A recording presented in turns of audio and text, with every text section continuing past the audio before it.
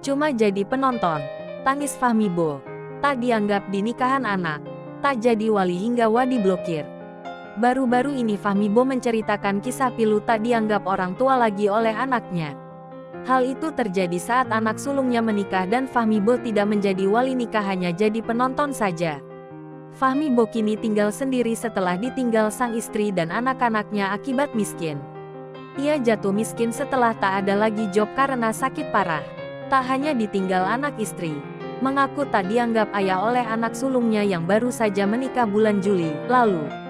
Saat menceritakan keluarganya, Fahmi Bo mengaku sedih hingga bercucuran air mata. Mirisnya, saat datang ke pernikahan sang anak, Fahmi Bo merasa dianggap seperti orang asing.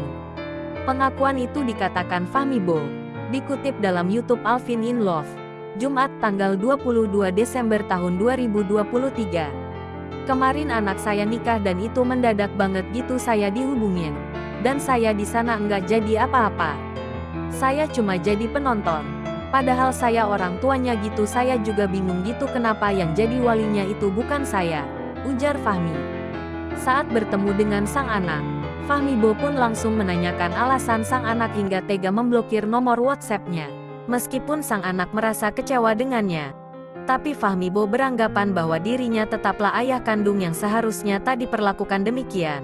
Saat ketemu itu, saya bilang kenapa saya diblokir wanya. Ya mungkin dia tahu dia kecewa sama saya. Tapi walaupun gimana saya orang tuanya gitu, kenapa sampai kayak gitu balasannya ke saya, imbuhnya. Usai pernikahan itu pun, hingga kini Fahmi Bo belum lagi bertemu dengan anak-anaknya. Dan sampai sekarang setelah acara pernikahan itu enggak pernah ketemu lagi sampai sekarang. Lanjutnya, mengaku sangat rindu. Fahmi Bo rela untuk selalu menghubungi sang anak terlebih dahulu.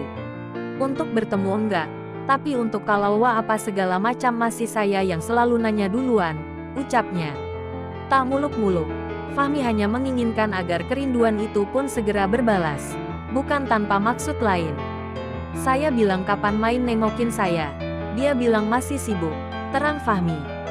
Secara terang-terangan, Fahmi hanya meminta agar anak-anaknya tak melupakan dirinya sebagai ayah kandungnya.